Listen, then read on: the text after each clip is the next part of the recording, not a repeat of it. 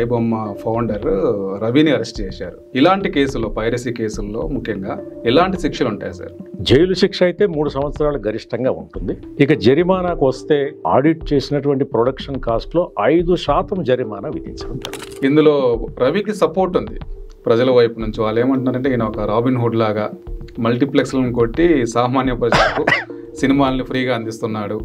కేవలం ఒక అంశాన్ని అత్యధిక ప్రజలు సమర్థిస్తున్నారు కాబట్టి ఆ అంశము మంచిదైపోతుంది. అంటే law is different from legitimacy. కొంతమంది ప్రొడ్యూసర్లు కూడా కొన్ని ప్రకటనలు ఇస్తున్నారు, ఈ చేసినటువంటి వ్యక్తిని ఎన్కౌంటర్ చేయాలని. ఇట్లాంటివి చాలా అన్యాయకరమైనటువంటి ప్రకటన. వీగిపోయే అవకాశం ఉంటుంది. దురదృష్టవశాత్తు మన దేశంలో ఇలాంటి కేసులు చాలా అరుదు. జనరల్గా పైరసీ అనేది ఇండియాలో పెద్ద సమస్యగా పరిణమిస్తోంది. ఇంత ఎక్కువగా పెరిగిపోతుందానికి కారణాలు మనం ఏం చూడొచ్చు అంటారు? కాపీరైట్ యాక్ట్ ప్రకారము సృజనాత్మకమైన ఎలాంటి సృష్టి అయినా సరే, అది ఒక పాట కావచ్చు, ఒక సినిమా కావచ్చు, ఒక కావ్యం కావచ్చు, ఒక కవిత కావచ్చు, ఒక పుస్తకం కావచ్చు, ఏదైనా కావచ్చు, దాన్ని మనం తస్కరించడం, సంగ్రహించడం, దాన్ని మనం వాడుకోవడం, స్వలాభాని కోసం వాడుకోవడం, ఈ తత్వం ఏదైతే ఉందో ఇది మొత్తం సాంస్కృతిక పతనానికి ఇది పరాకాష్ఠగా నేను భావిస్తాను. ఇప్పుడు మీరు నలుగురిని చెప్పారు ఇందులో ఇన్వాల్వ్ అయిన వాళ్ళు, సినిమా వాళ్ళు, ప్రభుత్వము, ప్రజలు అండ్ ఇట్లాంటి పైరసీ హ్యాకర్స్. ఈ నలుగురిలో మొదట మార్పు రావాల్సింది ఎవరి వైపు నుంచి? తప్పనిసరిగా రాజకీయ నాయకత్వ మార్పు జరగాలి. అది ఇప్పుడున్నటువంటి రాజకీయ పాలకుల్లో కాదు, ప్రజల నుంచి రావాలి. చూస్తే ఐబొమ్మ ఒక ప్లీగా అనిపించవచ్చు, కానీ దాని వెనకాల ఈ ధరల పెరుగుదల కానీ, నిరుద్యోగం కానీ, ఇవన్నీ కూడా వీళ్ళ వైపు నుంచే తెలుస్తుంది. ఇవన్నీ ఒక expression of anger, not only against iBomma. Industry దెబ్బతింటుందంటే మొత్తం సినిమా ఇండస్ట్రీలో పనిచేసే వాళ్ళంతనా, లేకపోతే కొందరి లాభాలకు ఏమైనా దెబ్బ పడుతుందా? ఎలా ఉంది పరిస్థితి ఈరోజు అంటే, ఏ ప్రొడ్యూసరు కూడా దెబ్బతిన్న సందర్భం లేదు ఆర్థిక. కానీ కార్మికుల పరిస్థితి అలాగా. కార్మికులు ఒక సినిమా లేకపోతే వాళ్ళు నెక్స్ట్ సినిమా ఎప్పుడెప్పుడు పిలుస్తారా, అప్పటి వరకు వాళ్ళకి భుక్తి లేదు. పైరసీ కారుని ప్రజలు ఇంతగా సపోర్ట్ చేయడం అనేది మంచి సూచన కాదు నిజానికి. ప్రజల్లో రాను రాను ఏమవుతుందంటే ఒక రకమైన అభిరుచిని పెంపొందించే వాతావరణం పోయి దాని స్థానంలో చిల్లరతనాన్ని, పనికిమాలినటువంటి అసభ్యకరమైనటువంటి చేష్టల్ని ఆమోదయోగ్యమైనటువంటి చేష్టలుగా మార్చే ప్రయత్నం కొద్ది కాలంగా జరుగుతూ వస్తుంది. ప్రజలు ఇట్లాంటి పైరసీ చేస్తాం కాబట్టి ఇట్లాంటి సినిమాలే వస్తాయని ప్రజల మీద నెట్టే ప్రతిదీ ప్రజలే కారణం అన్న ఒక నేరేటివ్, ఒక ఫ్రేమ్ వర్క్ మనం చూస్తుంటాం. 2000 ఇస్తే ఓటేస్తున్నారు కాబట్టి ప్రజలు తప్పు అనే బ్లేమ్ అనేది ఎక్కడి నుంచి వస్తుంది? రాజకీయ నాయకుల నుంచి వస్తుంది. ప్రజలు రాజకీయ నాయకుల దగ్గరికి వెళ్ళి మాకు 2000 ఇస్తేనే మేము ఓటేస్తామని ఎప్పుడన్నా చెప్పారా?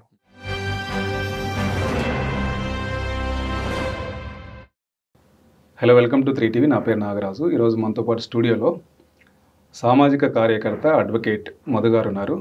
Hello, welcome sir. మధు గారు, యాక్చువల్గా రీసెంట్గా ఐబొమ్మ అనే ఒక పైరసీ వెబ్సైట్, ఐబొమ్మ ఫౌండర్ రవిని అరెస్ట్ చేశారు సజ్జనార్ గారు. అరెస్ట్ చేసిన తర్వాత ఒక రకమైన పెద్ద చర్చ మొదలైంది మామూలుగా తెలుగు రాష్ట్రాల్లో. అదేంటంటే ఆయనకి సపోర్టివ్గా చాలామంది ఉన్నారు. యాక్చువల్గా పైరసీ చేస్తున్నప్పటికీ, అది తప్పని తెలిసినప్పటికి కూడా డిఫరెంట్ రీజన్స్ వల్ల ఐబొమ్మ రవిని సపోర్ట్ చేస్తున్నారు. ఆయన అరెస్ట్ అయి ఉన్నారు, రిమాండ్లో ఉన్నారు. ఇలాంటి కేసుల్లో, పైరసీ కేసుల్లో ముఖ్యంగా ఎలాంటి శిక్షలు ఉంటాయి సార్? ముఖ్యంగా రవి విషయంలో చాలామంది ఆసక్తిగా ఉన్నారు, ఏం జరగవచ్చు అనేది ఒక చిన్న డైలమా ఉంది. ఇటీవల బాగా నానుతో ఉన్నటువంటి అంశం అది. ఇందులో చూడండి, 4 ప్లేయర్స్ ఉన్నారు. ఒకవైపేమో ప్రభుత్వం, అవును, ప్రభుత్వం అంటే ప్రాసిక్యూషన్. మరోవైపేమో నిందితుడు, ఎవరైతే ఐబొమ్మ అధినేత ఉన్నాడో రవి, అతను మరోవైపు ప్రొడ్యూసర్స్, సినిమా వాళ్ళు. 4వ వైపేమో ప్రజలు. అందరూ కూడా వీళ్ళు ఎదురు చూస్తున్నారు ఇప్పుడు ఏం జరుగుతుందని. ఈ 4 ప్లేయర్స్ ఇందులో ఇన్వాల్వ్ అయి ఉన్నటువంటి అంశం ఇది. అయితే పైరసీకి సంబంధించి మన దేశంలో ముఖ్యంగా చట్టాలు ఉన్నాయి. ముఖ్యంగా పైరసీని అరికట్టే చట్టాల్లో ప్రప్రథమంగా చెప్పుకోవాల్సింది సినిమాటోగ్రఫీ చట్టం. సినిమాటోగ్రఫీ చట్టంలో స్పష్టమైనటువంటి సెక్షన్స్ ఉన్నాయి. పైరసీ కోసమే ఉద్దేశించినటువంటి చట్టం అది. ఓకే. అదేవిధంగా కాపీరైట్ చట్టం కూడా ఉంది, కాపీరైట్ యాక్ట్ అంటాం, అది కూడా ఈ పైరసీకి వర్తిస్తుంది. వీటి రెండిటితో పాటు ఒకవేళ ప్రభుత్వము ఇంకా దీనిపైన మరింత తీవ్రంగా చర్యలు తీసుకోవాల్సి వస్తే ఐటీ యాక్ట్ అని ఒక చట్టం ఉంది, సమాచార సాంకేతిక చట్టం అది. అందులో కూడా కొన్ని ప్రొవిజన్స్ ఉన్నాయి. ఆ తర్వాత ఇది ఒకవేళ చీటింగ్గా పరిగణిస్తే, చీటింగ్ అది ఒక రకంగా, తర్వాత ఇది తన సొంత లాభం కోసం 10 మందిని మోసగించడం లాగా పరిగణిస్తే ప్రభుత్వం తప్పనిసరిగా ఐపీసీ అంటే ఇప్పుడు బిఎన్ఎస్ అంటున్నాము, బిఎన్ఎస్లో చీటింగ్ సెక్షన్ కూడా దీనికి అన్వయించుకునే అవకాశం ఉంది.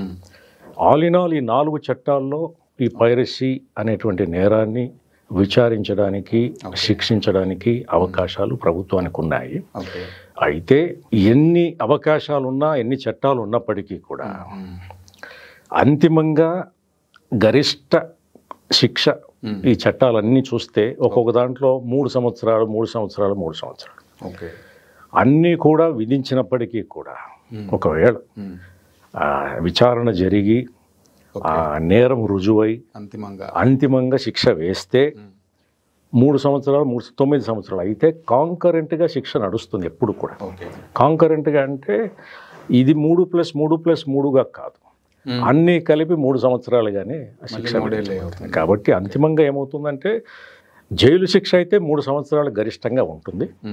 ఇక జరిమానాకు వస్తే సినిమాటోగ్రఫీ చట్టం అనుకుంటాను, అందులో ఆడిట్ చేసినటువంటి ప్రొడక్షన్ కాస్ట్ ఏదైతే ఉందో, అంటే ఒక సినిమా తీశారు దాంట్లో ప్రొడక్షన్ కాస్ట్ని ఆడిటింగ్ చేస్తారు.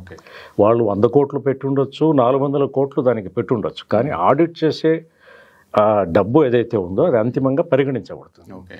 ఆ ఆడిట్ చేసినటువంటి ప్రొడక్షన్ కాస్ట్లో 5% జరిమానా విధించడం జరుగుతుంది. ఇతని ఒకవేళ ఈ నేరం రుజువు అయితే ఈ ఐబొమ్మ రవి అన్నటువంటి వ్యక్తిని 5%. అయితే ఆయన అనేక సినిమాలు, కొన్ని 100 సినిమాలు చేసినట్లుగా కూడా వార్తలు వస్తున్నాయి.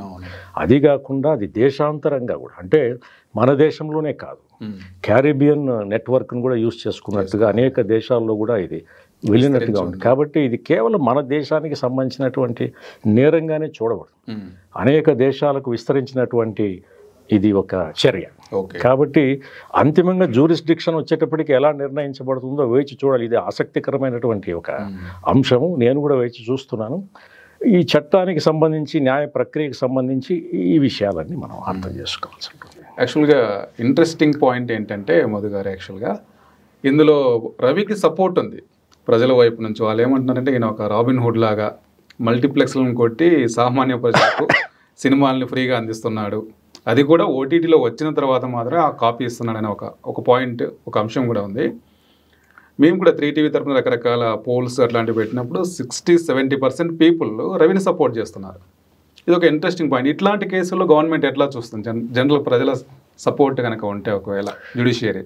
అయితే నేను ఈ అంశాన్ని మరో కోణంలో చూస్తున్నాను. కేవలం ఒక అంశాన్ని అత్యధిక ప్రజలు సమర్థిస్తున్నారు కాబట్టి ఆ అంశము మంచిదైపోతుంది, అది నిజం. మరో రకంగా చెప్పాలంటే ఒక అంశాన్ని అత్యధికులు సమర్థించడం లేదు, అయినంత మాత్రాన ఆ అంశము చెడ్డది కాదు, అది కళ్యాణకరం కూడా కాదు. అంటే 2 రకాలుగా ఈ అంశాన్ని చూడాల్సి వస్తుంది.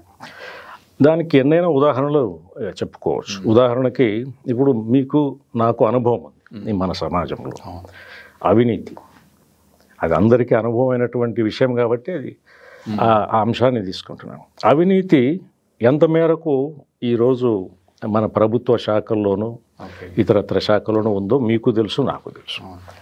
అది అవినీతి ఉన్నంత మాత్రాన ప్రజలందరూ కూడా మీకు తెలుసు, నాకు తెలుసు, అనేక చోట్ల లంచాలు ఇస్తున్నారనే విషయం తెలుసు. బహుశా మీరు, నేను కూడా ఏదో ఒక సందర్భంలో ఆ పని ఇచ్చే ఉంటాం.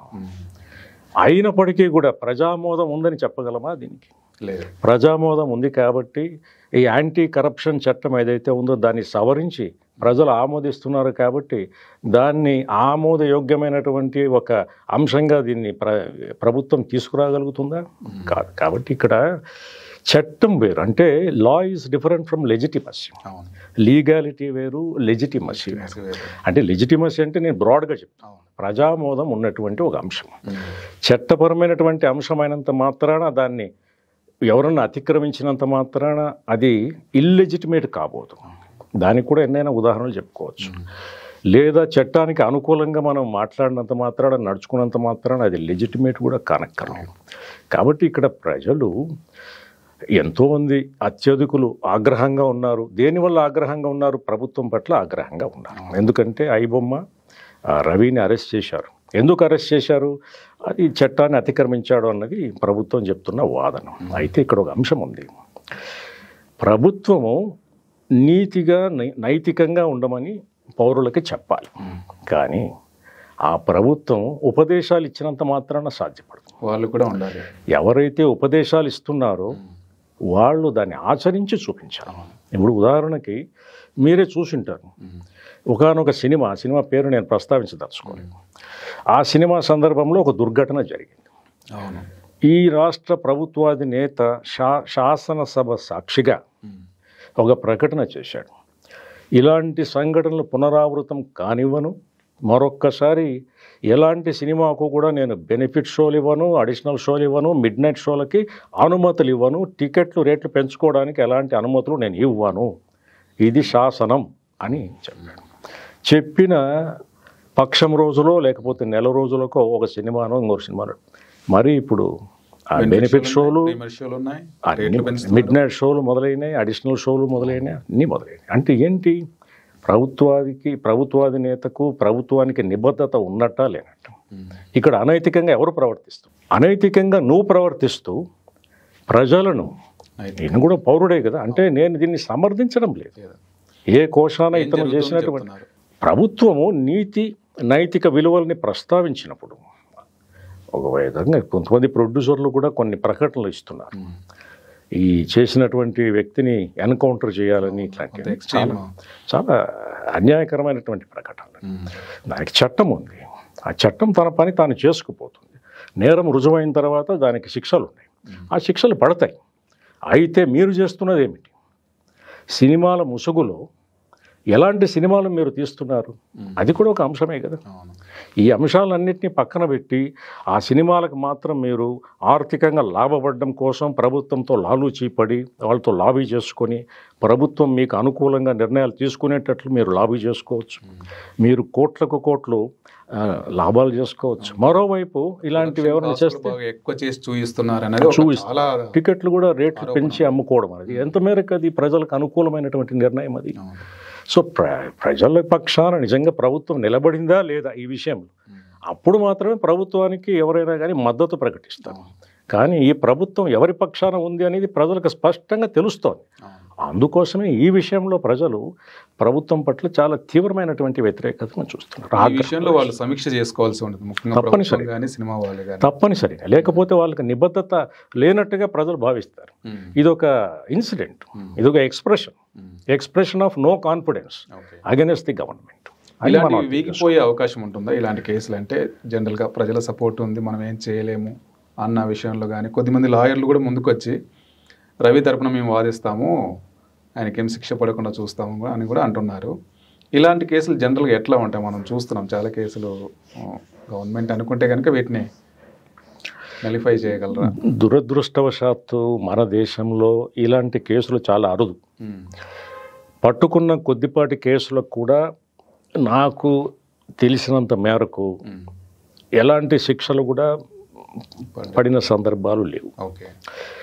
అంతెందుకు, ఈవెన్ తీవ్రమైనటువంటి నేరాలు చేసిన వాళ్ళకు కూడా ఈ దేశంలో న్యాయ ప్రక్రియ అలా కొనసాగుతుంది. అవినీతి స్పష్టంగా చేసిన వ్యక్తికి ఎలాంటి శిక్షలు ఈ దేశంలో విధిస్తున్నారు, అమలవుతున్నాయనేది మనం చూస్తూనే ఉన్నాం.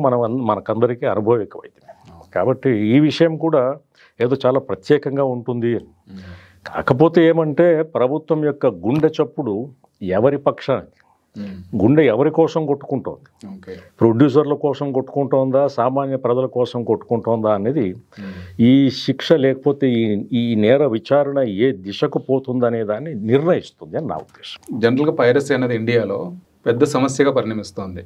ఈవెన్ ముందు ఒకప్పుడు పత్రికల్లో ఏదైనా చేస్తే కాపీ కొడితే అక్కడ నుంచి మొదలైన ఇట్లాంటివన్నీ కూడా, లేకపోతే ఎవరైనా రచయితలు కూడా ఎక్కడి నుంచి తీసుకొచ్చి వాడుకుంటే కూడా అక్కడ నుంచి కూడా పైరసీ లాంటివి, ప్లేగియరిజం లాంటివి ఉన్నాయి.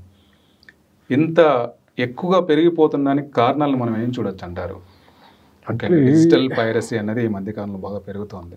పైరసీ అన్నటువంటిది ఒక నేరంగా మనం అంగీకరిస్తే దీనిని మిగతా నేరాలతో పాటు, లేకపోతే సమాజంలో ఉన్న మిగతా రంగాలకు సంబంధించినటువంటి అంశాలతో పాటు కలిపి చూడాల్సి వస్తుంది.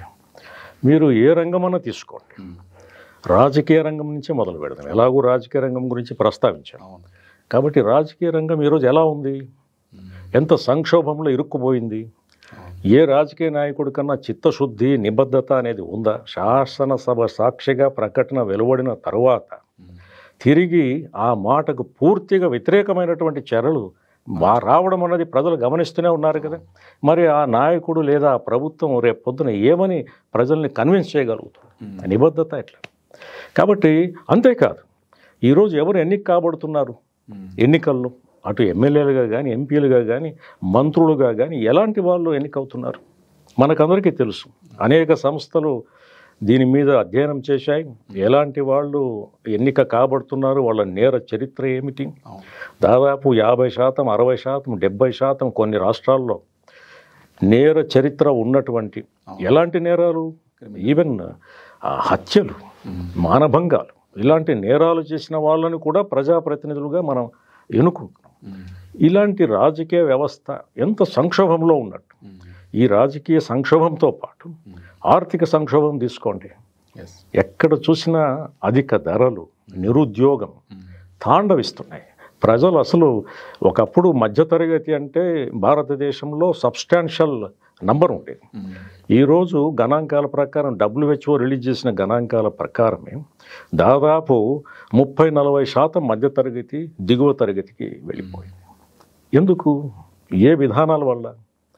ఎవరిని లాభం చేకూర్చడానికి ఈ ప్రభుత్వాలని పనిచేస్తున్నాయి? ఇదంతా వేరే చర్చ అనుకోండి. అయితే నేను చెప్పదలుచుకున్నది ఏమంటే, ఒకవైపు ఆర్థిక సంక్షోభం, మరోవైపు రాజకీయ సంక్షోభం, మరొక వైపు తీసుకుంటే వీటన్నిటినీ కూడా ఆ సాంస్కృతిక సంక్షోభంలో మనం చూస్తున్నాం. ఎలాంటి మానవ విలువలు ఉన్నాయి ఈరోజు? మనిషికి మధ్య సంబంధాలు ఎలా ఉన్నాయి? మనుషుల్లో ఉన్నటువంటి స్వార్థం ఎలా పెరిగిపోతుంది? జీవించడానికి గత్యంతరం లేని పరిస్థితుల్లో, అంటే నేను దాన్ని ఒక డిఫెన్స్గా చెప్పడం లేదు, కానీ ప్రభుత్వ విధానాల వల్ల ప్రజల్ని ఎట్లా నెట్టేస్తున్నారు. జీవించడానికి వేరే మార్గం లేక కొద్దిమంది అపసవ్య మార్గాల్లో, అనైతిక మార్గాల్లో, అందుకు అవినీతి గురించి చర్చించాము. అవినీతి ఎంత తాండవిస్తోంది ఈరోజు మన ప్రభుత్వ విభాగాల్లో, అందరికీ తెలిసిన విషయమే. ఏ పాలకుడు కూడా తన ఎంత పెద్ద పేరున్నా కూడా ఇంతవరకు అవినీతిని రూపుమాపిందే లేదు.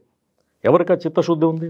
కాబట్టి వీటన్నింటి మధ్య ఈ పైరసీ అనే అంశాన్ని కూడా మనం చూడాల్సి వస్తుంది. కాబట్టి ఇతరుల నుంచి సంగ్రహించడం, ఇతరుల నుంచి దోచుకోవడం అనేటువంటి ఈ తత్వం అన్నది ప్రజల్లో పెంచి పోషిస్తున్నటువంటి రాజకీయ, ఆర్థిక సంక్షోభ పరిస్థితులే ఈ పైరసీని కూడా ఈరోజు ఎప్పుడూ లేనంతగా తీవ్రంగా తయారు చేశాయన్నది నా అభిప్రాయం.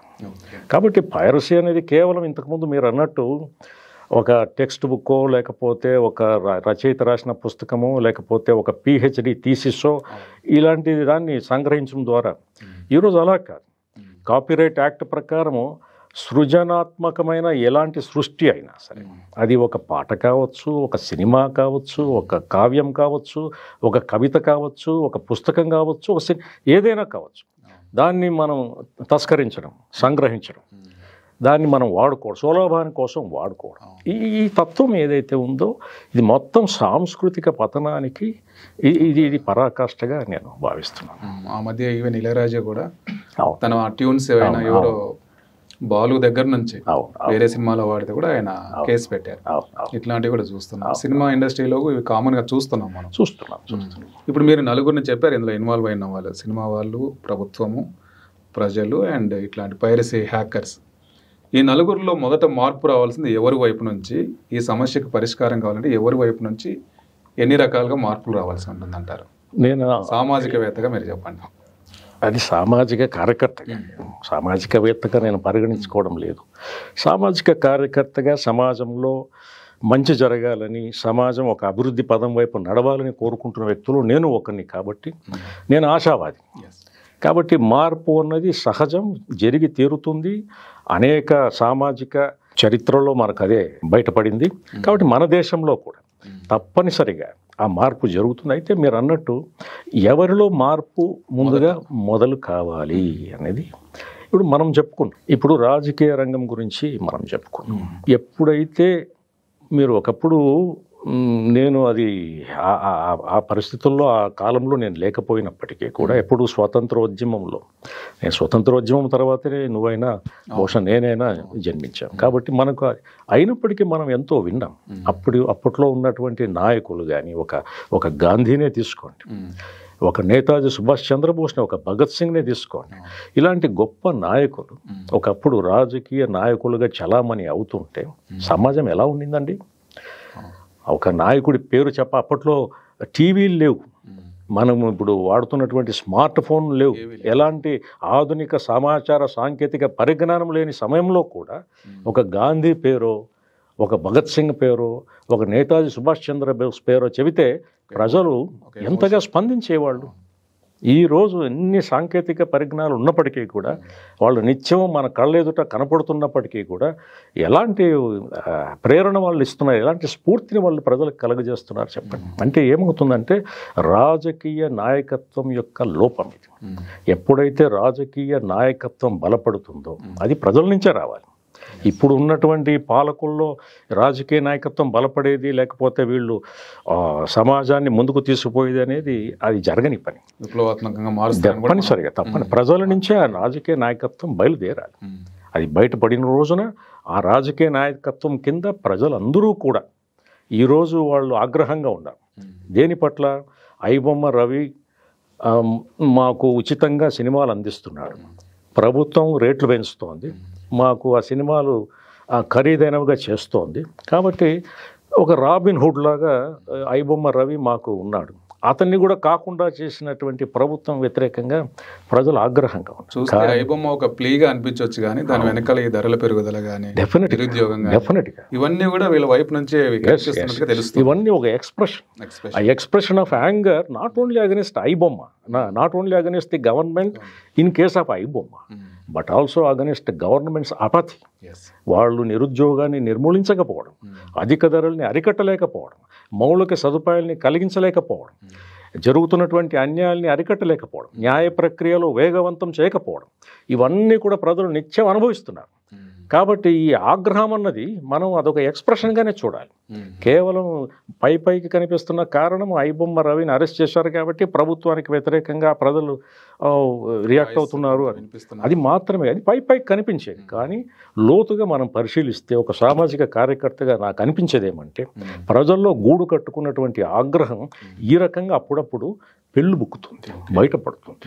ఇది ఈ విధంగా నేను చూస్తాను. కాబట్టి మార్పు తప్పనిసరిగా రాజకీయ నాయకత్వ మార్పు జరగాలి. అది ఇప్పుడున్నటువంటి రాజకీయ పాలకుల్లో కాదు, ప్రజల నుంచి రావాలి.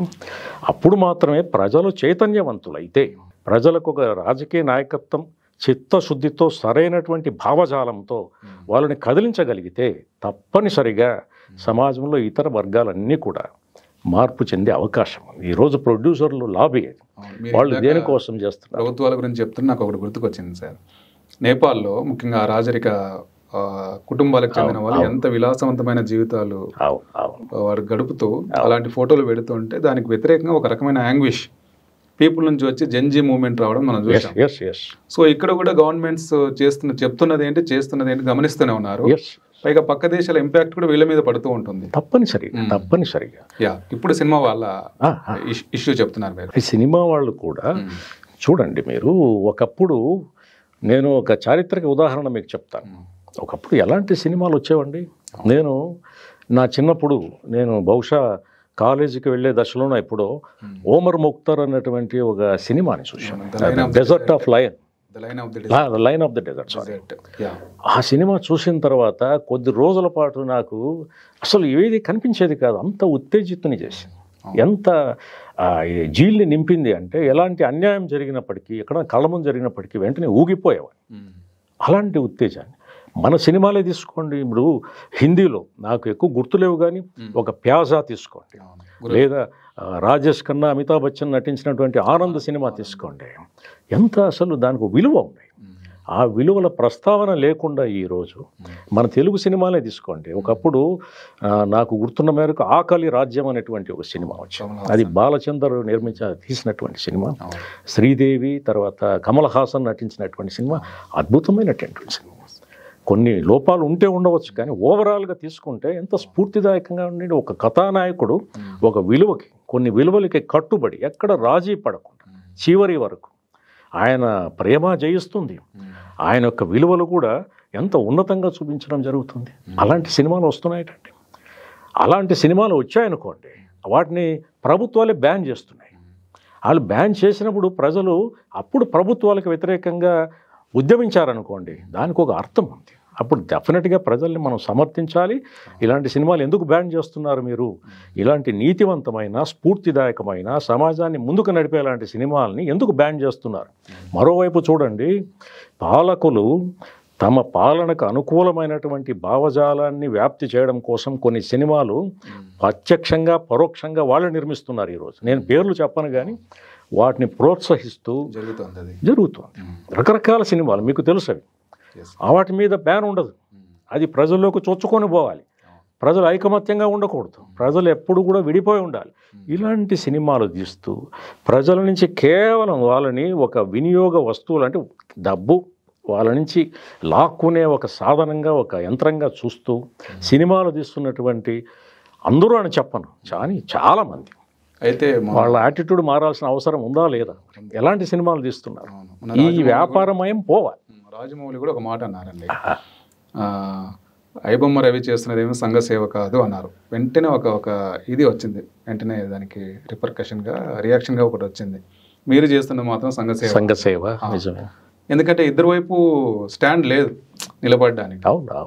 కాబట్టి ఇప్పుడు వస్తున్న సినిమాలు ఏమి సంఘ సేవ కోసమో అట్లాంటిది పక్క కమర్షియల్ ఫార్ములాతో వస్తున్నాయి. కాబట్టి అంత సపోర్ట్ కూడా పీపుల్ నుంచి లభించట్లేదు.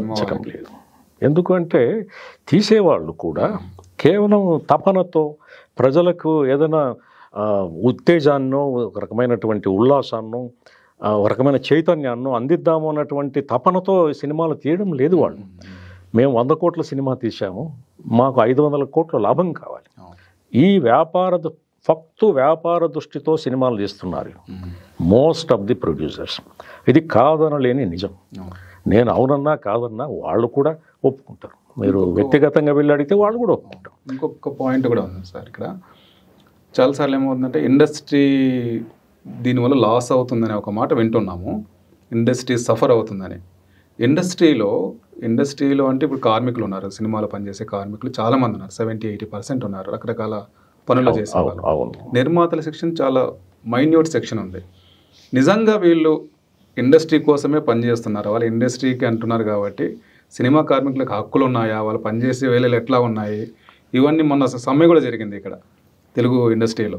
నిజంగా ఇండస్ట్రీ అంటే వీళ్ళంతా దెబ్బతింటున్నారా లేకపోతే ఎవరు దెబ్బతింటారు, దీన్ని కూడా కొంచెం క్లారిఫై చేస్తే బెటర్. నేను ఇండస్ట్రీ దెబ్బతింటుందంటే మొత్తం సినిమా ఇండస్ట్రీలో పనిచేసే వాళ్ళంతనా లేకపోతే కొందరి లాభాలకు ఏమైనా దెబ్బ పడుతుందా?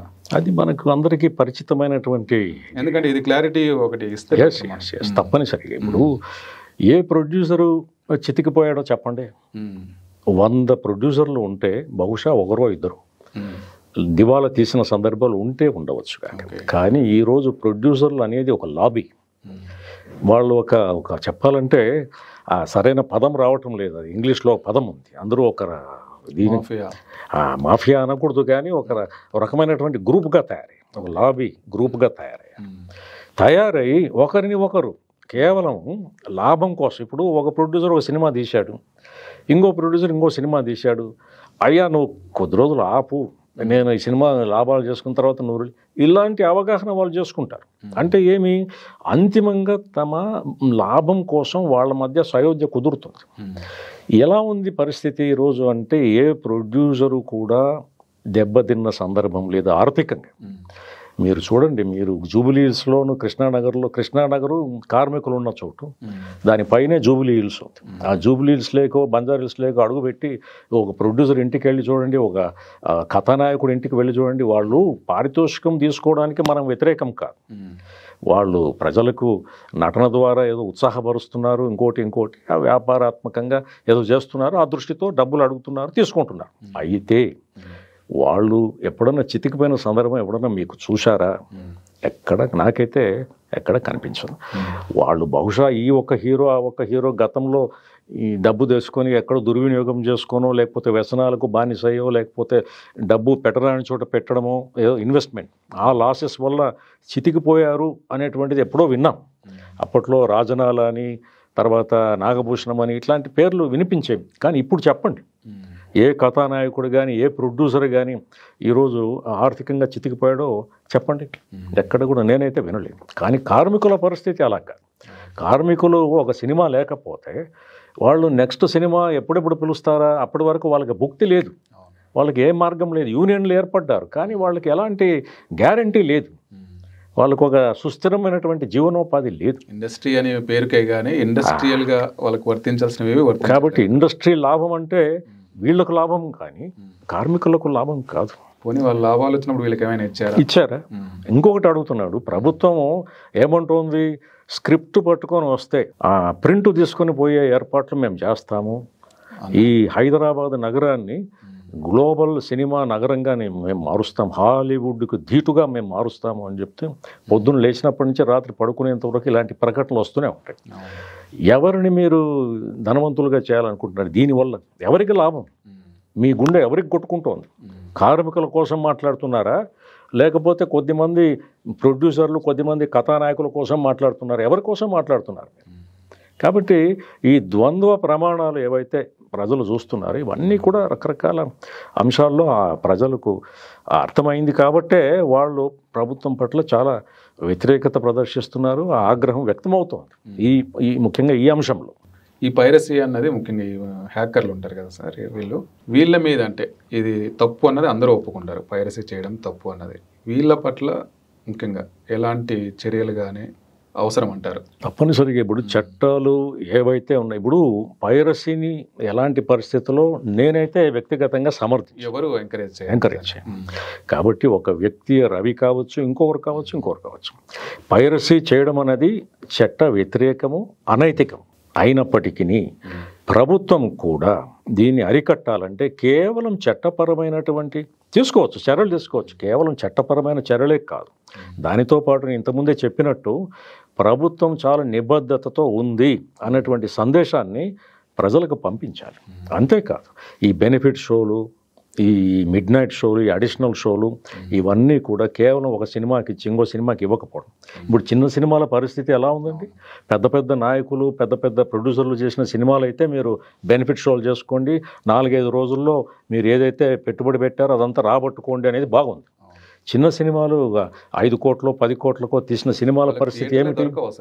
వాళ్ళకి అసలు పెట్టినటువంటి పెట్టుబడికి వెనక్కి రాదు. ఎలా వాళ్ళకి ఎట్లా? కాబట్టి చిన్న సినిమాలను ఆదుకునే ప్రయత్నం చేయండి, అప్పుడు మీ చిత్తశుద్ధి బయటపడుతుంది. కార్మికులని ఆదుకునే ప్రయత్నం చేయండి, అప్పుడు మీ చిత్తశుద్ధి బయటపడుతుంది. అప్పుడు మీరు చెప్పే మాటని ప్రజలు కూడా నమ్ముతారు. అప్పుడు ప్రభుత్వం చెప్పడానికైనా వాళ్ళకు గొంతు ఉంటుంది.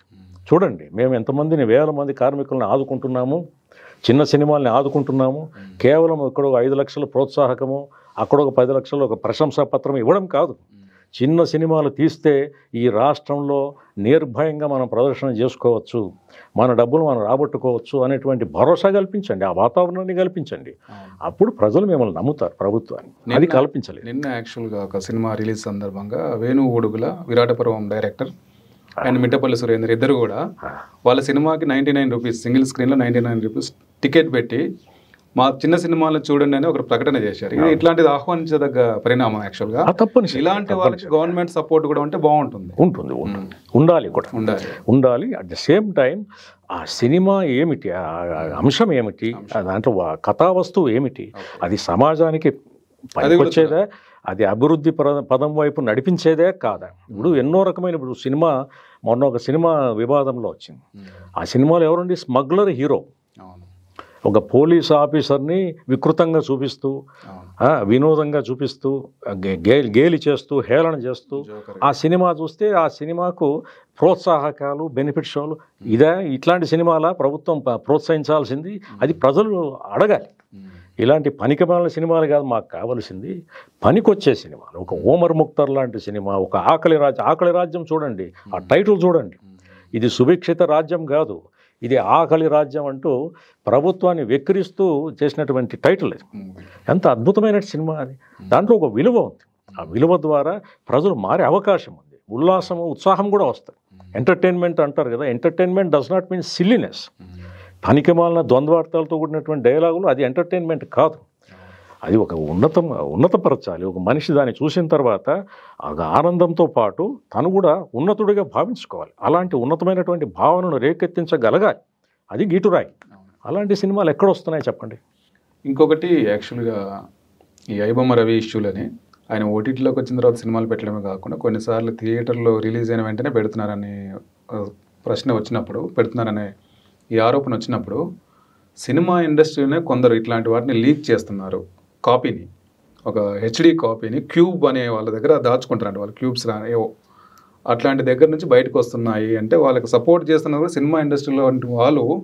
ఈ పైరసీ వాళ్ళకి తీసుకోవడానికో లేకపోతే హ్యాక్ చేసుకునే విధంగా ఉన్నాయి పరిస్థితులని తెలుస్తోంది. సినిమా ఇండస్ట్రీలో వాళ్ళు బహుశా నేను అనుకుంటాను లోపల ప్రొడక్షన్లో ఉన్నవాళ్ళు, ఒక పెద్ద నెట్వర్క్ ఎడిటింగ్ చేసేవాళ్ళు బహుశా వాళ్ళు ఏమైనా చేయొచ్చునే కానీ ప్రొడ్యూసర్లు ఎందుకు చేస్తారు? వాళ్లకు ఇది ఆర్థికంగా వాళ్లకు దెబ్బ కదా. కాబట్టి వాళ్ళు లీక్ చేసే పరిస్థితి ఉండదని నా పర్సన్స్ కొద్దిమంది దీనికి యాక్సెస్ ఉన్నవాళ్ళు బహుశా డబ్బుకు ఆశపడో ఇంకోటి చేస్తూ ఉండవచ్చు. అవన్నీ నిర్ధారించాల్సింది విచారణ సంస్థలు, లేకపోతే ఇన్వెస్టిగేషన్స్ ఏం లేకపోవడం వల్ల ఇవన్నీ కొంత కొనసాగుతాయి పెరగడానికి కారణం.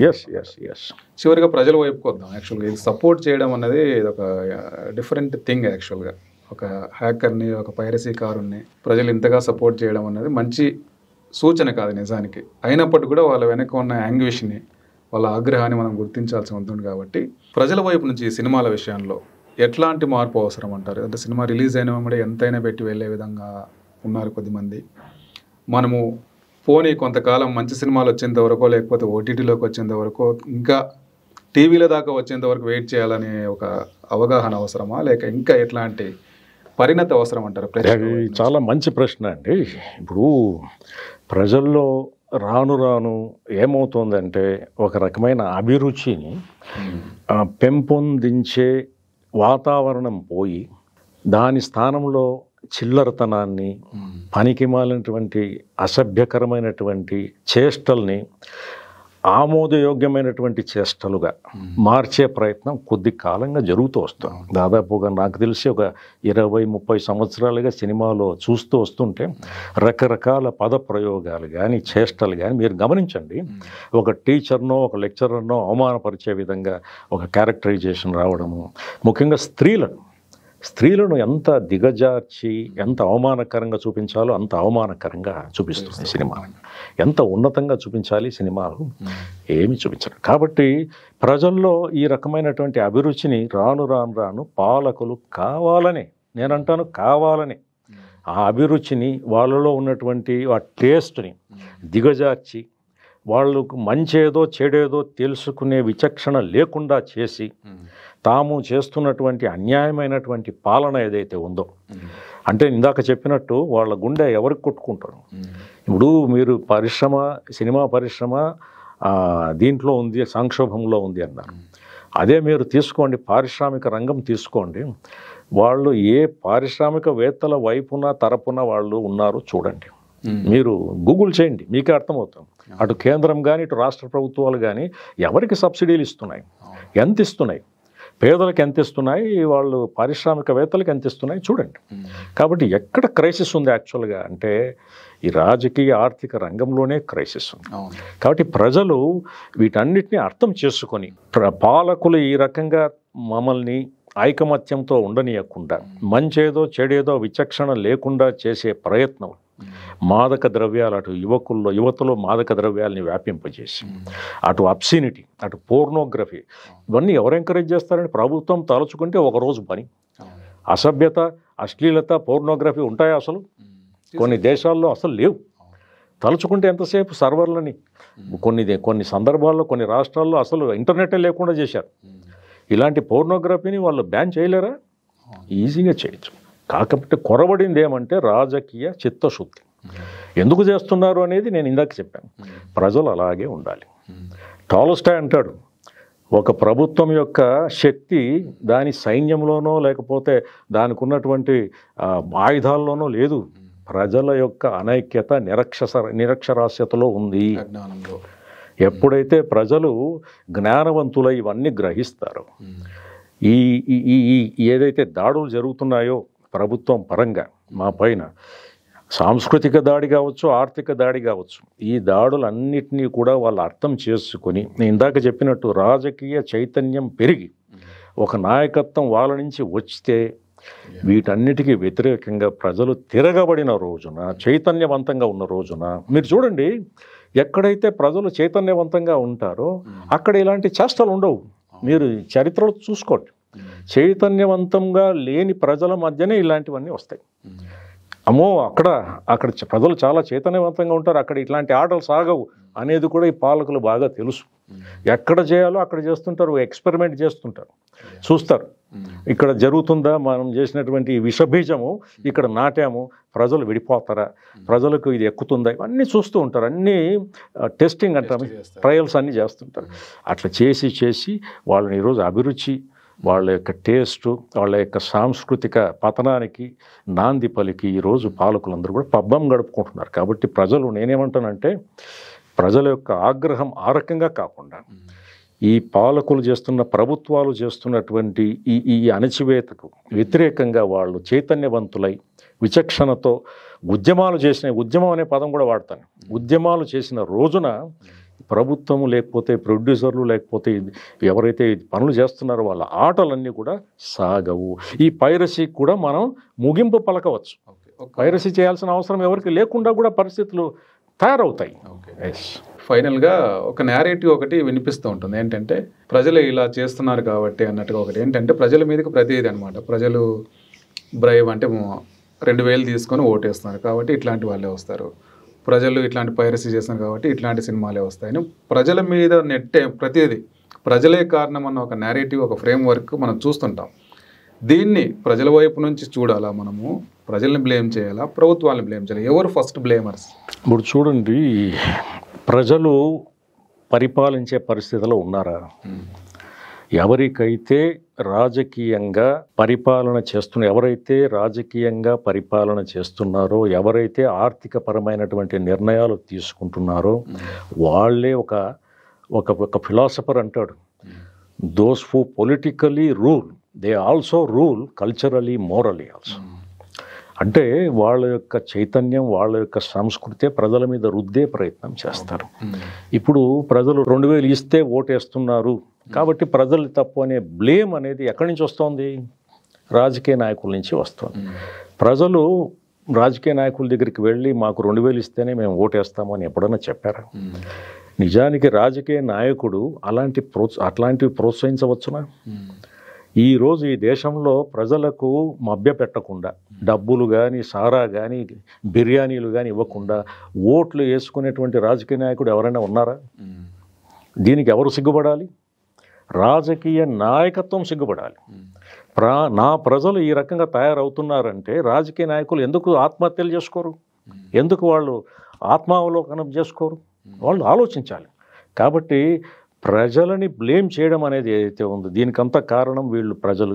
ఇంకా ఒక నెరేటివ్లో ఇంకో భాగం, ప్రజలు సోమరిపోతులు కాబట్టి వాళ్ళు పని చేయడం లేదు కాబట్టి మన పారిశ్రామిక అభివృద్ధి కుంటుపడుతోంది, ఇదొక ఆర్గ్యుమెంట్ కూడా వస్తుంది. నిజానికి పారిశ్రామిక అభివృద్ధి కుంటుపడడానికి ప్రజలు సోమరిపోతులు అవ్వడానికి ఏం సంబంధం లేదు. ఈరోజు కోట్ల మంది యువత ఉద్యోగాలు కావాలి అని పొలోమంటూ నగరాలకు వస్తున్నారు. ఎక్కడ ఉద్యోగాలు ఉన్నాయి? రాత్రింబోళ్ళు కష్టపడి పనిచేసేవాళ్ళు ఐటీ ఉద్యోగులు కూడా ఉన్నారు, వాళ్ళ ఉద్యోగాలే ఊడగొడుతున్నారు. మరి ఎక్కడ కష్టపడి పనిచేసే తత్వం? ఇలాంటి నెరేటివ్స్ అన్ని ఫాల్స్ నెరేటివ్స్ అంట. ఈవెన్ ఒకప్పుడు అబ్దుల్ కలాం కూడా అన్నారు, అవును, ఇంట్లోనే లంచం అనేది స్టార్ట్ అవుతుంది. తల్లిదండ్రులు పిల్లలకి ఇచ్చే ఏదైతే రూపాయి 2 రూపాయలు అది పని చేయడానికి ఇక్కడ ఇంటి నుంచి మొదలవుతుందని ఒక రాంగ్ ఫ్రేమింగ్ లాగా అనిపించింది నాకు.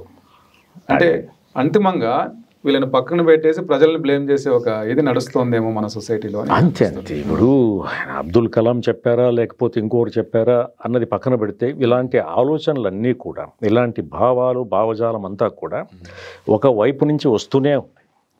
ప్రజల్ని బ్లేమ్ చేయడం అంటే ఒక రకంగా నైతికంగా వాళ్ళని నిరాయుధుల్ని చేయడం. మనల్ని మనమే బ్లేమ్ చేసుకోవాలి. ప్రభుత్వం ఏం చేస్తుంది? మనం డబ్బులు తీసుకుంటున్నాం, ఓట్లు వేస్తున్నాము కాబట్టి మనం ప్రభుత్వానికి అడిగే హక్కు ఉందా మనకు అనేటువంటిది తీసుకొచ్చారు, అది తీసుకొస్తున్నారు. ఇది చాలా ప్రమాదకరమైనటువంటి నెరేటివ్ ఇది. కాబట్టి ప్రజలు అర్థం చేసుకో. అఫ్కోర్స్ మనం డబ్బులు తీసుకొని ఓటేయమని మనం చెప్పము. అలాంటి పనులు, అనైతికమైనటువంటి పనులు ప్రజలు బహిష్కరించాలనే చెబుతాము. ప్రజలందరూ చైతన్యవంతమైన రోజున ఇలాంటి ఆటలు ఏవి కూడా సాగవు. అప్పుడు ఏం చేస్తారు రాజకీయ నాయకులు? ఇప్పుడు ఉన్నటువంటి రాజకీయ నాయకులు తప్పనిసరిగా మార్పు అనేది జరగాలి. అవును, ఎందుకు అన్నానంటే ప్రజలు ప్రతిదానికి బ్లేమ్ చేస్తున్నారు. ఈ చెట్టు ముందా విత్తు ముందు అన్నప్పుడు ప్రభుత్వమే వీటికి ముందు అన్నది మనం చెప్పగలగాలి పాయింట్. నేను ఇప్పుడు చెప్పండి, ఇప్పుడు మీరే చూడండి. ఇప్పుడు రాజకీయ నాయకుడు, ఒక ప్రభుత్వాది నేత శాసనసభలో ఒక ప్రకటన చేసిన తర్వాత ఆ ప్రకటనకి కట్టుబడి ఉన్నారా లేదా? లేరు. మరి ఎట్లా చిత్తశుద్ధి వస్తుంది? ప్రజల్ని ఎట్లా బ్లేమ్ చేస్తారు? మీరు కట్టుబడి ఉండండి. మీరు త్యాగాన్ని, ఇంకొక దాన్ని ఏదైతే ప్రజల్ని శాసిస్తున్నారో ఆ నైతిక విలువల్ని, ఆ మొరాలిటీని మీరు ఫస్ట్ చూపించండి ప్రజలకు. ఎవరిని చూసి ప్రజలు ఈరోజు స్ఫూర్తి పొందాలి? వాళ్ళ ముందర ఉన్నటువంటి నాయకులు ఎవరు? అందరూ ఇలాంటి వాళ్ళే, స్వార్థపరులు. ఒకరిని ఒకరు పొడుచుకోవడాలు, ఒకరిని ఒకరు దోపిడీ చేసుకోవడాలు, ఒకరిని కింద నొక్కి పైకి రావడాలు, ఇదే కదా వాళ్ళు చూస్తున్నది. ఎవరిని చూసి వాళ్ళు స్ఫూర్తి పొందాలి? వాళ్ళ ముందర ఏమన్నా మీరు ఒక మోడల్ని ఏమన్నా పెడుతున్నారా? ఎక్కడ ఉంది నమూనా? లేనప్పుడు ప్రజల్ని ఎట్లా బ్లేమ్ చేస్తారు మీరు? అంతో ఇంతో కొన్ని సంస్థలు అప్పటి, నేను చెప్పాను ఇందాక, నేతాజీ సుభాష్ చంద్రబోస్ కానీ అప్పటి నాయకుల్ని, వాళ్ళ స్ఫూర్తిని ప్రజల్లో ఇంకా సజీవంగా ఉంచడానికి కొన్ని సంస్థలు ఇప్పటికీ కూడా పాటుపడుతున్నాయి. అంతో ఇంతో సమాజంలో ఇంకా మంచి ఉండడానికి, ప్రజలు ఇంకా ఉద్యమాలు చేయడానికి కారణం వాళ్ళు అవుతున్నారు, వీళ్ళు కాదు. వీళ్ళు నాశనం చేస్తుంటే, పతనం వైపు తీసుకెళ్తుంటే వాళ్ళు ప్రజల్ని మరింత చైతన్యవంతం చేయడానికి, వాళ్ళని అలాగే సజీవంగా ఈ ఆలోచనల్ని, భావాల్ని ఉంచడానికి వాళ్ళు ప్రయత్నం చేస్తున్నారు, ఒక యాంటీథీసిస్ లాగా. కాబట్టి తప్పనిసరిగా ప్రజలు ఈ ఏకమైన రోజున వాళ్ళు తప్పనిసరిగా ఇలాంటి ఆటల్ని వాళ్ళు అరికడతారు. తప్పనిసరిగా ఈ పైరసీనే కాదు, ప్రభుత్వం చేస్తున్నటువంటి అనేక అన్యాయమైనటువంటి పనులు ఉన్నాయి, విధానాలు ఉన్నాయి. వాటన్నిటినీ కూడా ఎండగట్టాలి, వాటన్ని తుదముట్టించాలి. ఒక మెరుగైన సమాజం మనకు కావాలి అనుకునే ప్రజలందరూ కూడా కేవలం ఐబొమ్మ అరెస్టుని తోటే ప్రభుత్వం మీద ఆగ్రహం కాదు, నిరుద్యోగంకి వ్యతిరేకంగా పోరాడతారు, అధిక ధరలకు వ్యతిరేకంగా పోరాడతారు. అందరికీ ఉపాధి కల్పించాలి, మౌలిక సదుపాయాలు కల్పించాలి, స్త్రీల మీద జరుగుతున్నటువంటి అత్యాచారాలు కానీ, ఇవన్నీ అకృత్యాలు కానీ ఇవన్నీ ఆపాలి అని చెప్పేసి ఉద్యమం బయలుదేరుతుంది. అప్పుడు మాత్రమే సామాజిక మార్పు సాధ్యమవుతుంది అని నా అభిప్రాయం. ఓకే మధు గారు, యాక్చువల్గా ఐబొమ్మ ఇష్యూ నేపథ్యంగా సామాజికంగా నెలకొన్న పరిస్థితులు ఏంటి, వాటిని ఎట్లా అర్థం చేసుకోవాలి, ఎప్పుడు మాత్రమే ఈ సమస్యలన్నిటికీ పరిష్కారం లభిస్తుందనే విషయంలో మీరు చాలా కూలంకషంగా చర్చించారు. Thank you sir. Thank you very much.